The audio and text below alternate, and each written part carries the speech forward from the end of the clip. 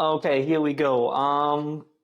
Welcome to the podcast, High Rocks Daily, the podcast. Today I'm talking with a very special person, I would say, out of the CrossFit, maybe strongman, powerlifting world, hopefully diving deep into the High Rocks world very soon, probably already doing it. And besides that, we will talk about lifting stones in Iceland and also about lots of sponsorship things, about signing athletes and all those things. Before I start with my very first question, please introduce yourself. Who are you? Where are you from? And what are you doing? Okay. My name is Snorri with a R. You have to do that to be able to pronounce my name properly. Snorri Jonsson. I'm Icelandic, so therefore my heritage is Vikings, and I'm very proud of that. Even though you shouldn't really be proud of the Vikings, they were just thugs, but they've been glorified over time. Anyways, I'm Icelandic. I'm based in Iceland. I'm in Iceland right now, but as I work as an athlete manager, my agency has over 40 athletes right now. I do travel quite a bit. So I'm happy to be home for Easter, and then the traveling starts soon after with FIBO and then some other things that are coming up. Okay, just to be very clear, you don't have only a few athletes, you have a lot, like the best athletes in the world. I could name a few, if you're okay with that. And just correct me if I'm wrong. You have in the CrossFit space, BKG, like this is one of the best CrossFitters and most consistent CrossFitters of all time, especially with his CrossFit Games appearances. Emma Lawson, Kelsey Keel, Ricky Gerard, also, I mean, all of them are top level, high level athletes. Sarah Sigmund's daughter, and I'm very jealous because I'm a huge fan of Sarah Sigmund's daughter. We all are.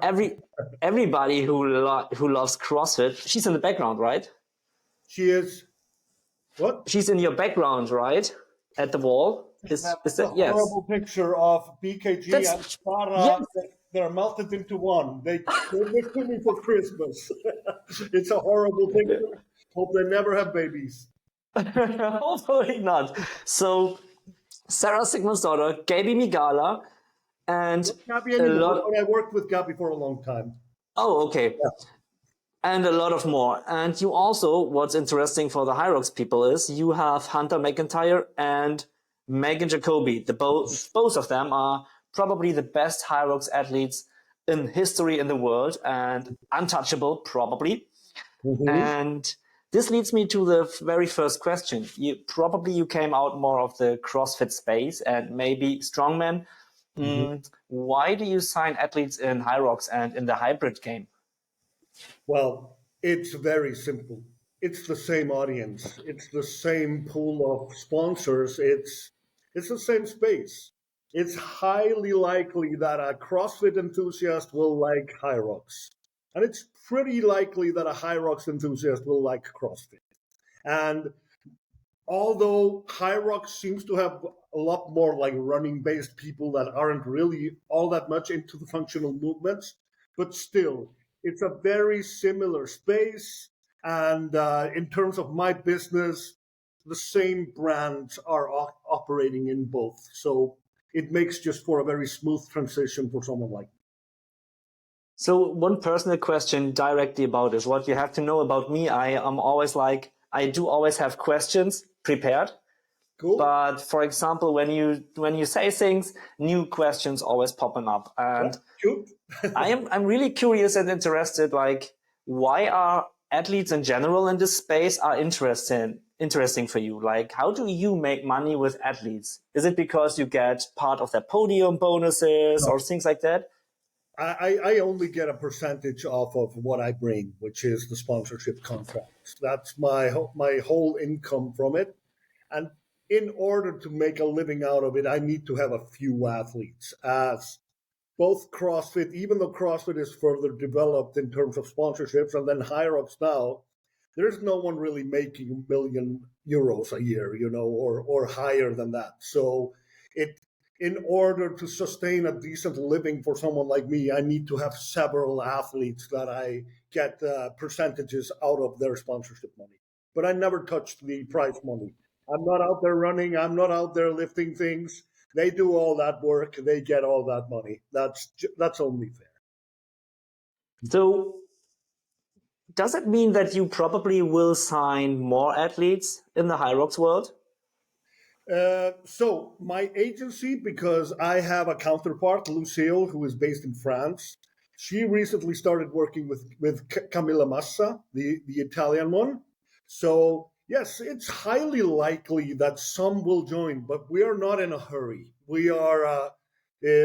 Our ethos is to build a strong relationship with each athlete, to get to know them, to build that trust that really needs to be there in order for us to be able to do good work, and that can only happen with one athlete at a time. So we're not in a hurry. We're also learning about the hybrid space still. I mean, it's although I've been working with Hunter McIntyre for almost a year and a half right now, he was already famous. He was already sought after by sponsors.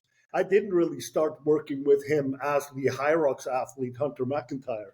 I just started working with him because he's Hunter McIntyre. And I've just been learning through him and then more recently through Megan what the High Rocks space is all about.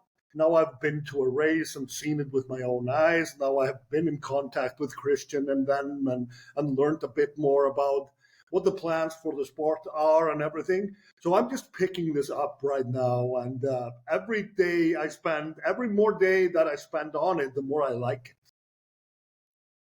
So what comes to my point, I can also be an agent for you. So if you want to know about the best athletes in the High Rock space, I can give you all the information you need. I just take 40%. All right. That's quite excessive, you know. No one takes 40. Okay. Yeah. Let's make it two. If you think about signing athletes, not only in High Rocks but in general, what kind of athletes do you sign? Is it more the influencer kind of athlete who has lots of followers, or who is very? It's the performance athlete. That's always been our mantra.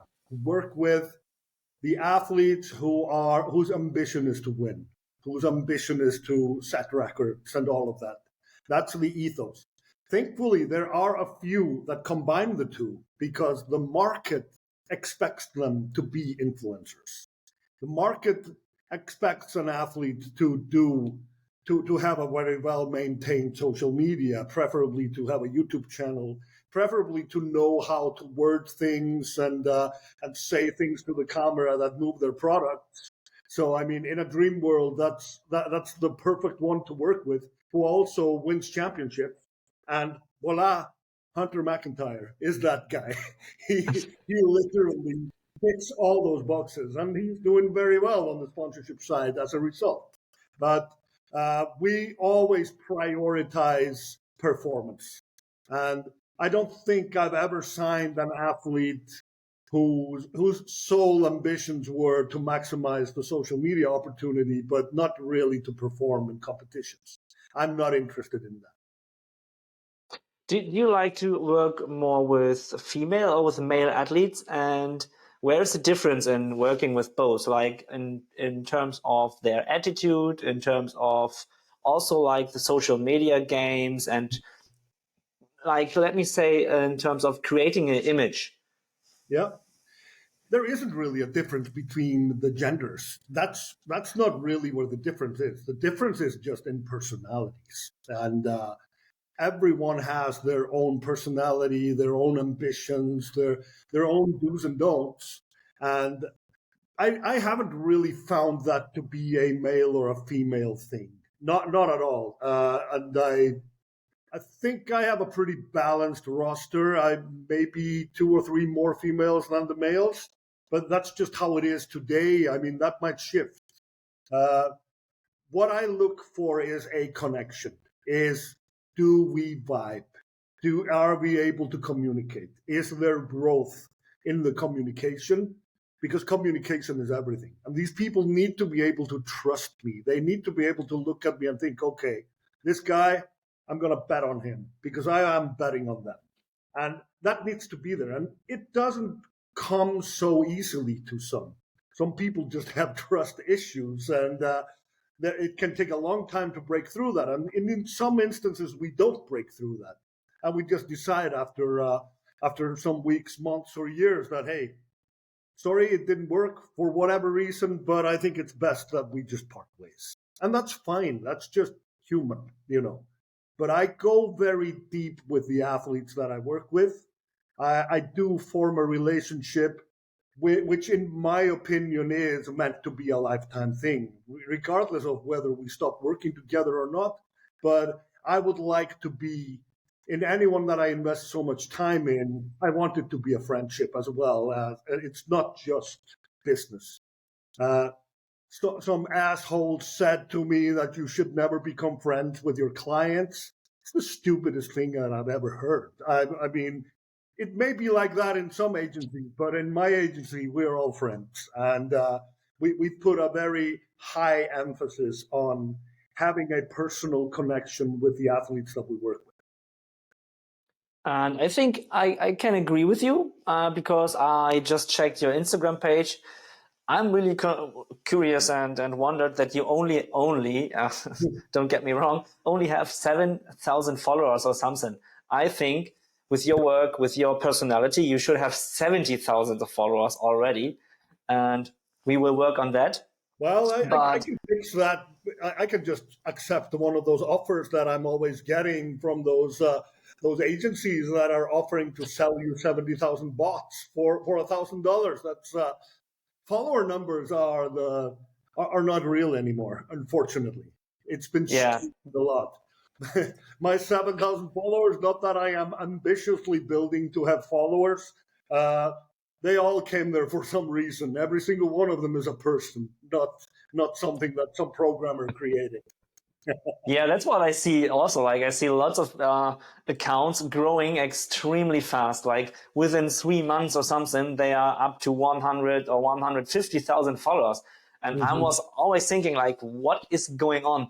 My account has now, I think, 47,000 followers, and it took me now 5 years and a long, long time. And still the growth it's slow, constant, but slow. And then they came around the corner within a few months, like 100K followers. And I'm like, what am I doing wrong?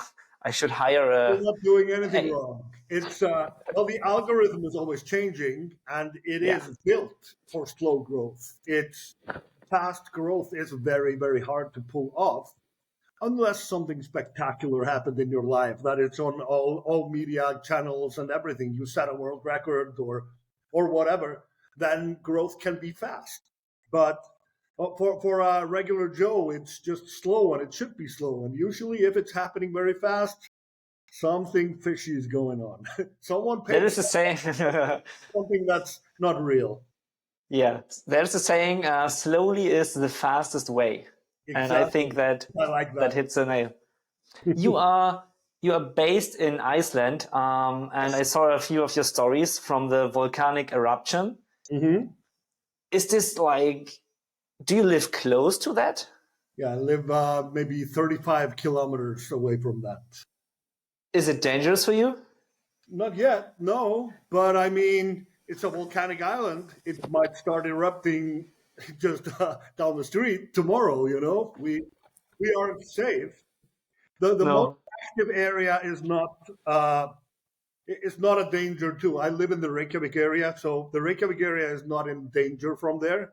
But there is one town that has been evacuated in the area, which has several thousand people now can't spend time at their home anymore, and potentially losing their homes. So that's pretty sad. The eruption that's happening right now, it's right by a very famous place called the Blue Lagoon, which is one of the main tourist destinations in Iceland. There's no one swimming in the Blue Lagoon today, I can tell you that much. It hasn't been wrecked yet, but this is just right by it, so it could start flowing into it at any time. So hope that doesn't happen. I would love to. I know the Blue Lagoon from social media and pictures. I would love to visit this someday because this looks amazing. It is. It's amazing. So let's hope the lava flow doesn't ruin that for us. Fingers crossed, all the fingers crossed. And in Iceland, as I said, is like in the history of Vikings, of course, but Iceland is famous for lots of very, very crazy strong men, like powerlifting and strongman stuff. Is this also your background? And well, I wouldn't call it a background. That's an insult to those who actually have it as a background. But powerlifting became the sport that I was the most fond of and that I spent the most time practicing. I just wasn't ever any good at it, you know. I competed once at the national championships and I came dead last. So there's a hint in there. well, at least you have been at the championships, right? I love it, but also just such strong people here that even though I would probably rank as a fairly strong guy, it's just there are so many that are a lot stronger than I am. CrossFit is also very famous in Iceland, at least in Reykjavik, and especially when we talk about the athletes, like the names, we already named a few of them. Do you think high rocks could be popular or could become popular in Iceland? I can see it already. The trend is shifting, and a lot of people are talking about high rocks right now. And that's the thing about high rocks. Anyone can do it. That's the beauty.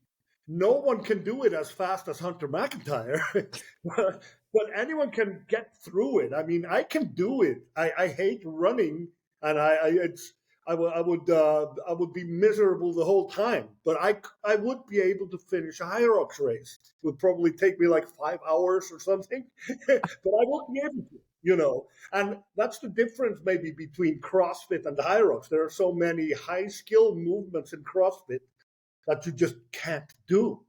I mean, a muscle up or a handstand push up or handstand walking or whatever. Not everyone can do that.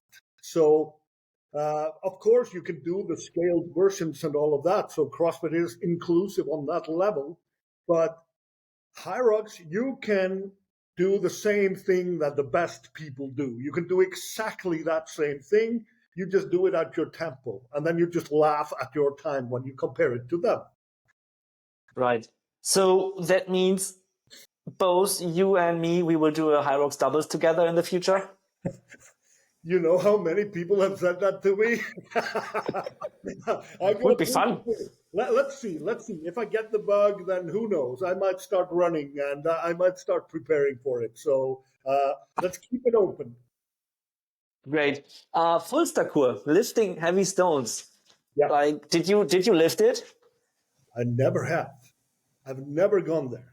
And there's no way that I will lift the Fullsterkur, the heaviest stone. There is no way. There are very few that can. But I have ambitions because there are 3 stones. It's the lightest one that anyone is supposed to be able to lift. If you can't even lift that one, then people just have a right to laugh at you wherever you go. Then it's the middle one, and that one is reasonably heavy. And not everyone is able to lift that one. So I'm thinking I have to be able to lift that damn stone. So I'm planning on going there this summer. It's like a 4-hour drive or something from my home to go there. So I'm planning on going there this summer and just trying it out once and for all. So the very easy stone, I've Googled it. I found 4 stones. The easiest one is the Amlodi. It's like 23 kilo. But Amlodi means like an amateur, you know. Yeah. That's the amateur stone. And it's just a 50.6 pound something. It's not heavy. Yeah. Then we do have the Halftrettingur. Mm-hmm. That's half. How is it? That's half of Fullsterkur. That's what it is. Halftrettingur. Halftrettingur. Yes. There we go. It says it is 107 pounds, and then we have 107 pounds, not 107 kilos. Is it pounds? No, the next one is Halfsterkur. Fullsterkur. Okay, I forgot about Halftrettingur. So we are, because it was Amlodi, Fullsterkur, Fullsterkur. That's the ones I remembered.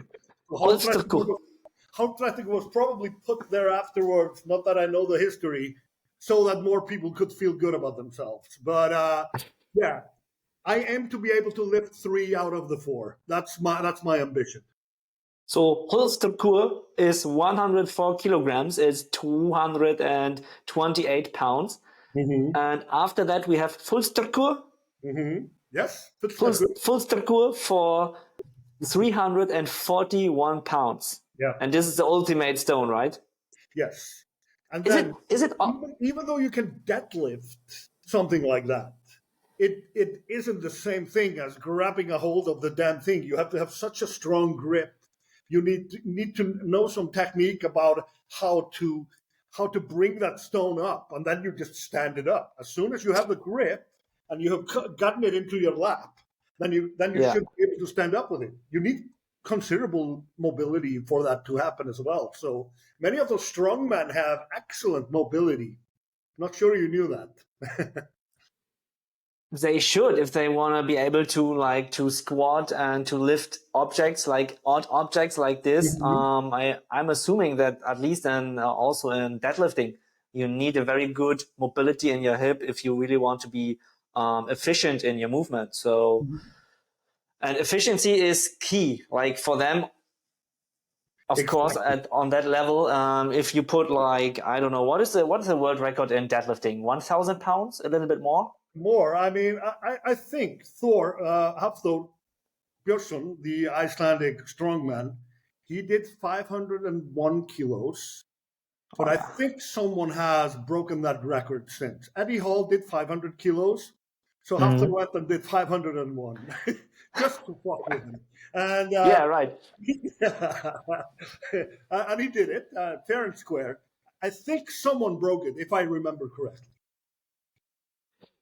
Let me jump in one question. What popping up in my mind is it for the Fullsterkur stone? Is it always the same stone, or are there different ones? Or is it one stone? Location, 4 stones, and it's a very scenic drive. It's a beautiful place, so it's well worth the travel if you're traveling in Iceland.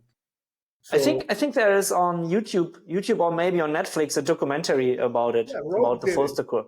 Rogue made it, and the name of it is Fullsterkur, and plenty of people that I know very well. Stefan Sölvi, the guy who is kind of the main character in it, is a very good friend of mine, for example, and he can lift the thing, no problem. So let me come back to one point in athletes. When we talked about the image of an athlete, how important is it for an athlete to create an image? And also, let me say, to create kind of a story around the name. Like we know all Hunter McIntyre is always kind of the bad guy for everybody. He's doing whatever he wants. I don't give a fuck mentality. How important is this for an athlete in terms of course, in terms of performance, and also in terms of getting sponsorships, etc.? Yeah, I mean, we call this creating a brand out of yourself. And obviously the image, your personality, your preference is what you stand for, and all of that. This is the essence of when people look at athletes, they need to be able to identify who they are rooting for, who's their favorite. And if none of them have a personality, if all of them look kind of the same and none of them does anything different than the other, what's exciting about that? So it's those who break the mold who become the legends. Love him or hate him. And Hunter, it's so easy to assume that he is an asshole when he absolutely isn't. He's so far from being it.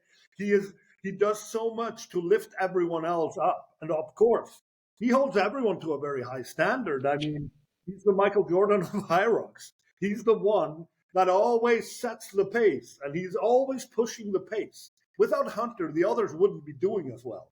But in terms of his image, he was just blessed with motor mouth, with a great sense of humor, great intelligence and understanding of marketing and branding and all those things.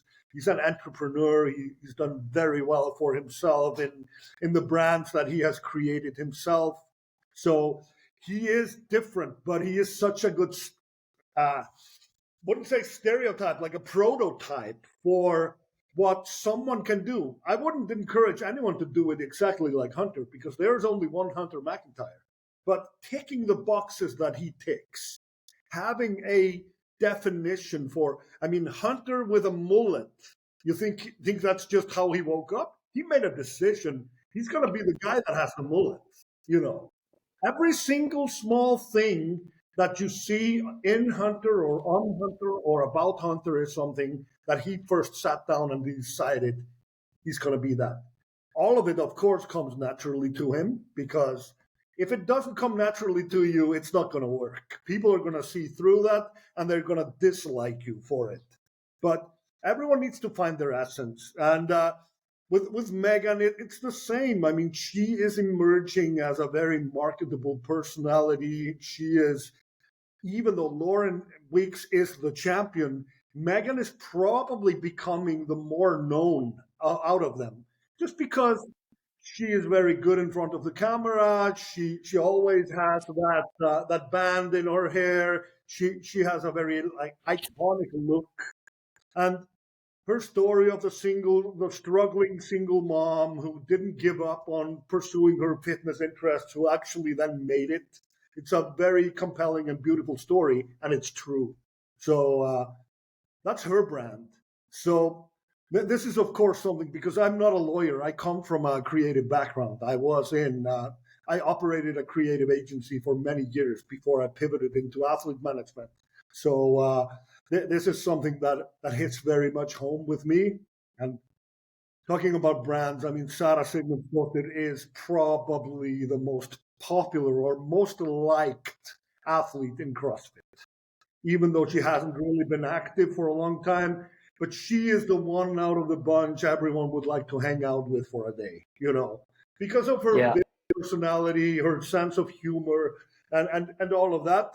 And she just has so many things that are attractive about her. But some of those things she needed to work on. Some of this she needed to make a decision. I'm going to let the world see this side of me instead of hiding it, you know. So a lot of this has to do with the work I do with athletes when I am pushing them into or giving them feedback on do more of this, do less of that, and all of that. So to answer your question, this is everything. This for performance, maybe not so much, but for their own marketability, their income ability, and ability to attract sponsors and build something out of themselves. This is everything. When we talk about income as an athlete and in the Hyrox world, what do you think could be possible for in the next, let's say, 5 to 10 years, between 5 and 10 years in that span? Will we see like the same amount of money like in CrossFit on the games, for example? I think the CrossFit Games winner every year gets $280,000 or something around about that. Around $300,000, somewhere around that. Yeah. I hope in both sports this is going to rise, because after tax and after expenses and after everything, this isn't life-changing money anymore. Even though the number was very high to begin with. But I think the opportunity in Hyrox, it comes down to how well can the elite athletes be marketed in a specific way. I don't think we are nearly there yet. Not nearly. I don't think all that many are still showing up to the Hyrox event specifically to watch the elites. I think a lot of people show up, do their own race, and then they stick around and watch the elites participate too. But I don't think we have seen the build-up yet of an authentic fan base that is preferring this athlete ahead of this one and wearing a flag with their name on it in the stands and all of that. We haven't seen that really yet. maybe family and friends, but not out of the blue fans that just love that athlete and always show up when that athlete is competing. But this can happen. And it's because Hyrox, everyone can understand it. And everyone can watch it for that reason. You know exactly what's going on at every time. So it's a race. So it can be super interesting both to watch on TV and also to be in the stands and watch it. So I think there's a lot of opportunity there. Like when we talk about CrossFit versus Hyrox, what do you think? Can Hyrox learn anything from CrossFit, and especially from the mistakes CrossFit made in the past? Yep. I think first off, Hyrox needs to build a media team and stick with it. And I think all sports can learn from the UFC actually, because the UFC built itself on utilizing social media, YouTube, and all those tools. Even before they had any money to invest in it, they were still doing a lot of stuff there and bringing the fighters, bringing the personalities in the sport to the people, giving the people a chance to get to know them and identify with them and become fans. So this is something that CrossFit did so well. They both had a media team that was capturing the whole season. They were traveling all over the world doing content about all the athletes, and then those great movies that always covered the games year after year. Incredible movies, especially the older ones, which really introduced you to so many of the athletes and all of that. So it's like we talk about the Buttery Bros, right? Yep. Like, but now they're doing their own thing. Now right. now they're doing it on their terms, and they are themselves in front of the camera, and it's more about them than the athletes that tag along. So not criticizing that. I mean, that's how they are building themselves now, because that's the tool they're building. The brand they are the Buttery Bros. And their concept is they travel all over the world and they train with athletes and they do fun stuff and everything, but it's on their terms. What CrossFit did, the athlete was in the front. You never saw who was taking the interview or holding the camera. You just got to know the athlete. And I think Hyrox, if they invest in this, this is how they will build. This is how they will build. And I can only point to how well that turned out for the UFC. In terms of sponsorships for, like, let's say, how do I say that? Like, we in Hyrox we saw now two major brands coming in. One brand in the UK especially as a main sponsor. Mm-hmm. It's both of them are both of my protein. Yes, we can. It's my podcast. I can name them. I do whatever the fuck I want on my podcast. That's the spirit. That's the spirit. So, and the other one is ESN. Like, I am also on Team ESN. They also signed me, not as an athlete, more like kind of a community game player, whatever, influencer, whatever we call it. Mm-hmm. And I see so many athletes signing with those companies, just promoting products. They only get products and that's it. Like, no money, no other like travel costs or podium bonus, nothing.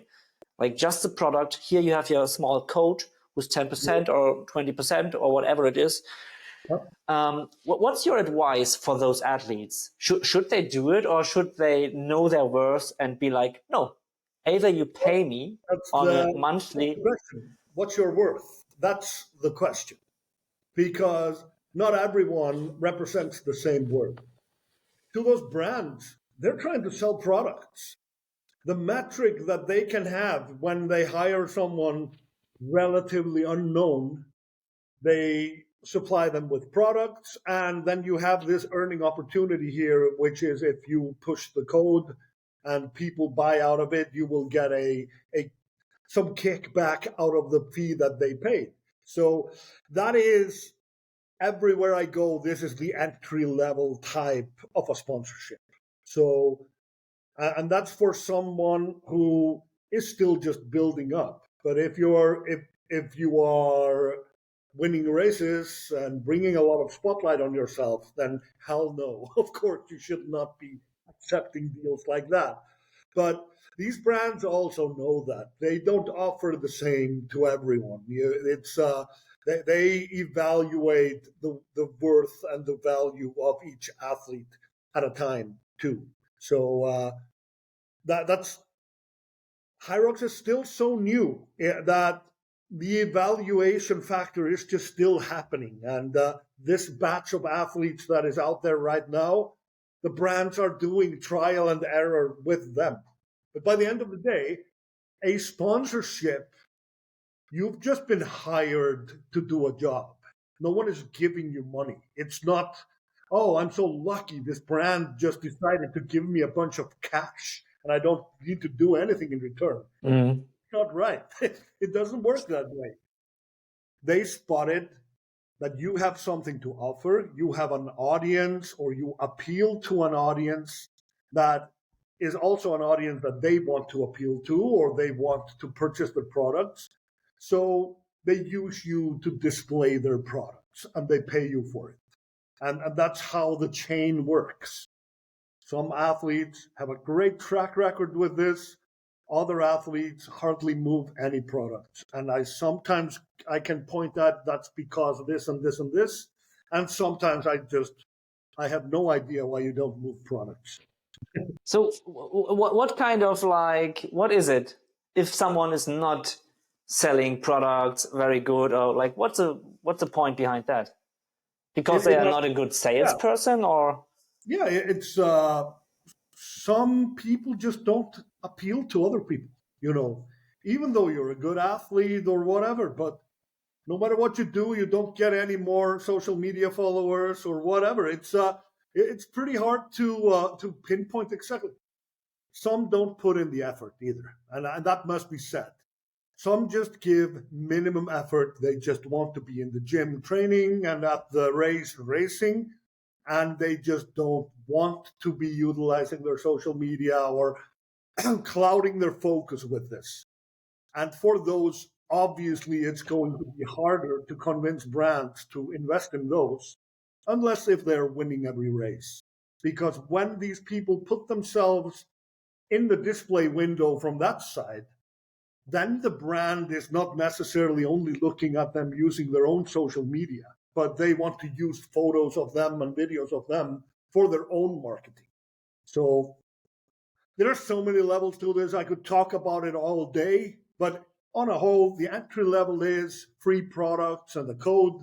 And then the more you grow, the more influence you can have, it becomes monetary contracts. When you're an athlete very, very capable of podiuming and winning races and everything, sometimes there are bonuses involved for the performances you pull off.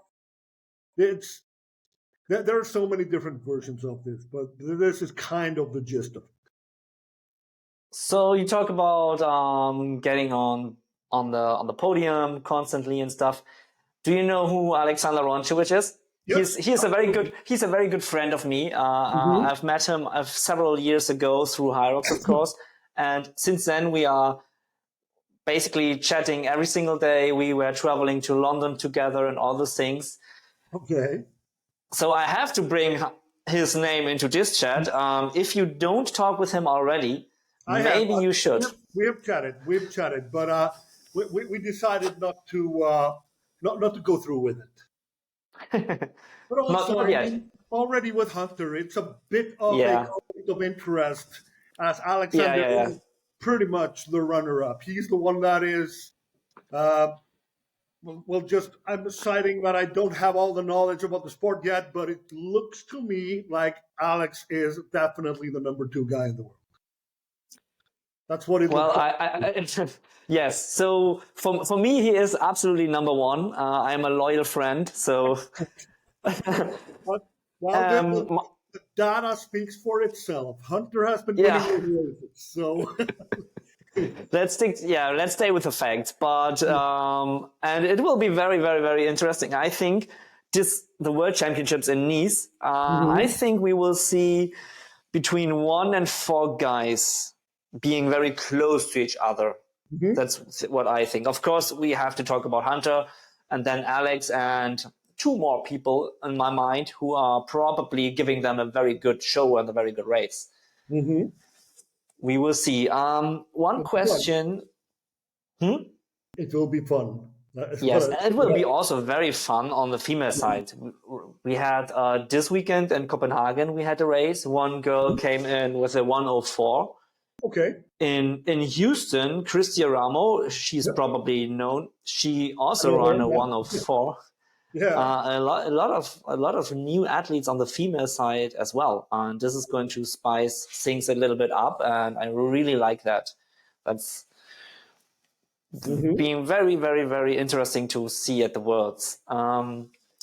But let's go back into your field of business. Which Mhm. company or which brand would be the most interesting for you to come in or to see to come into High Rocks? The endemic footwear brands. You know, you have Puma already. It was very interesting to be at the race. I went to Manchester when Hunter and Michael Sandbach ran together in the doubles. Uh, it was a big event.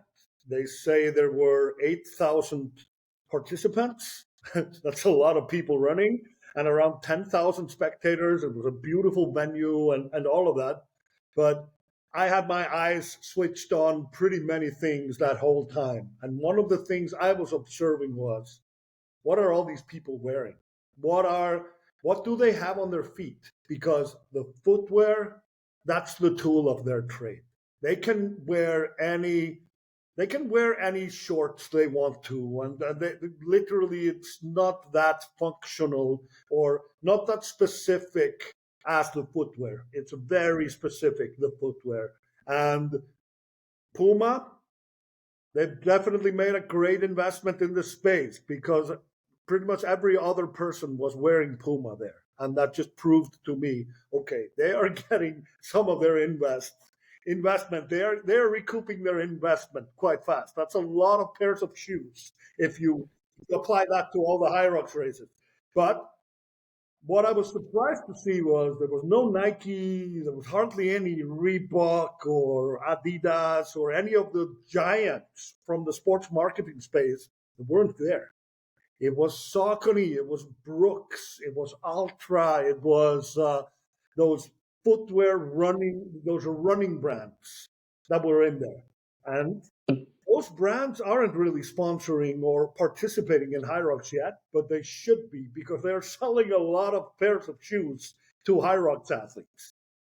I was talking the other day with Saucony, Yeah, and I've been talking on social media, Instagram with them, and they asked me to send them an email. I did. They, of course, didn't answer anymore yeah, same, because they same. asked. That's as far as I've gotten with them. They, in my opinion, Saucony would be the number one contender versus Puma. It's right now what I see. You only see Saucony or Puma. Yeah, Sometimes people have, as you said, Brooks running shoes. yeah, In terms of clothes, I agree with you. It doesn't matter, especially not in the on the male side. Like they're racing without a t-shirt, anyways. it's short. So It's just short. right, Yeah, and no one cares about the shorts because it's oh, really. always about the shoe. The people in the whole field are always asking me, what kind of shoe should I wear? Which shoe makes me faster? Which shoe will give me more grip or more stability? And that's And exactly why I'm saying the next brands in should be footwear brands. Those should be the right, brands that you should be looking into really investing in this. If I copy paste from the CrossFit space, that's what happened there. You know, you had Reebok sponsoring the CrossFit Games. They developed a great training shoe, the Reebok Nano. Nike hmm came and created the Metcon. And what Nike did, they just went and they picked up the biggest athletes. And they picked up Matt Fraser, Sarah Sigmundsdóttir, Laura Horvath, Daniel Brandon. They just everyone who had some kind of a status that was available. Nike picked them up and paid them well and had them very visible. Today, I'm probably speaking a bit irresponsibly, but I believe the Metcon is the biggest selling training shoe in the world.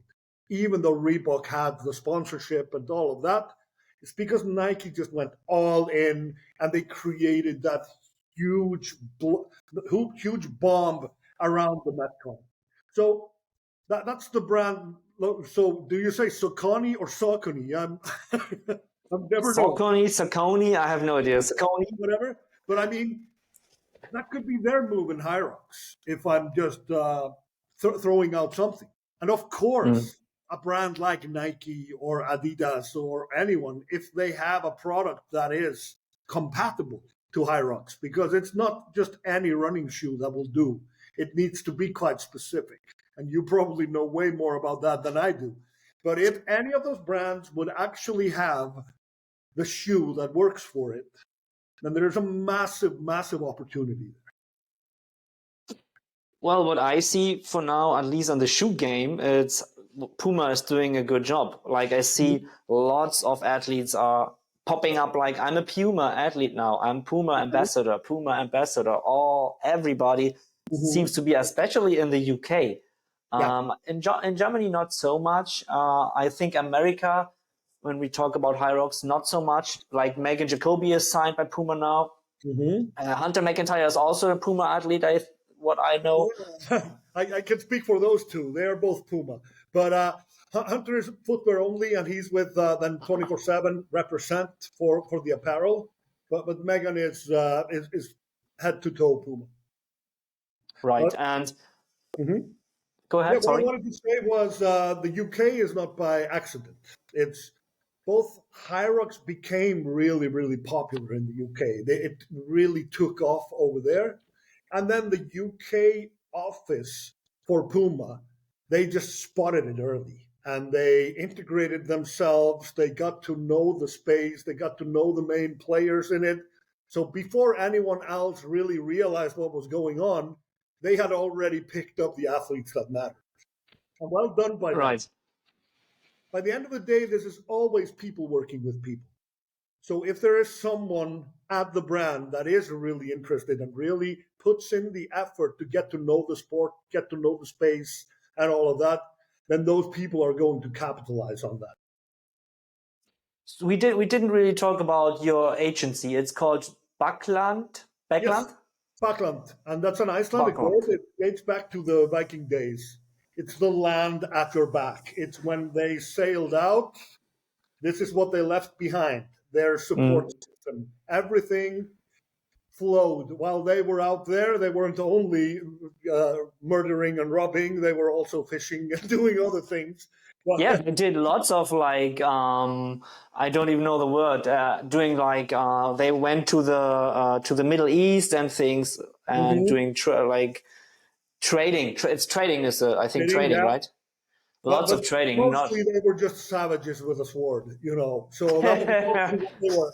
But in any way, this is an Icelandic word that through the ages has become the word for support system, which I thought was a really cool word for an agency like this, because that's what we are. We are the support system for the athletes. We negotiate the sponsorship contracts, but we also strategize with them. We also help them with image and marketing.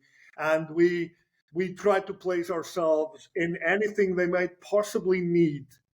We are a resource they can tap into and at least have the conversation with us so that we are thinking about the things with them.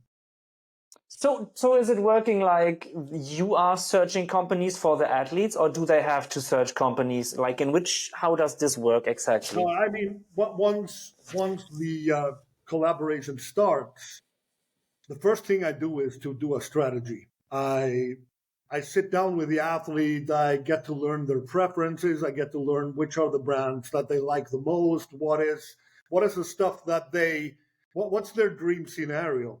And then I go out and I try to facilitate that. So in terms of the brands, it's the footwear and the apparel partner, it's the nutrition partner, it's accessories and equipment. These are categories that I already know, and I know so many of the brands already in that space. So it's then I just create a presentation and I start working. Sometimes the brands have already reached out to the athlete. There is a DM or an email there somewhere where someone from a brand has connected with the athlete and expressed interest in having a chat. And then I just jump in on it at that stage. So, but we are definitely the ones responsible for bringing that in and negotiating that at that point in time. Okay, so could you help me to find a sponsorship for donuts and coffee? Probably can. Do you drink coffee? Yes, I drink exuberant amounts of coffee. It's people would probably just be people would just shake their head if they knew how much coffee I drink. But Do you drink it black? I don't drink alcohol. I don't smoke. I'm pretty healthy from everything else, but coffee I compensate by drinking way too much coffee. How much do you drink per day? I'm probably at like 20 to 25 cups, something like that. Yes, I know.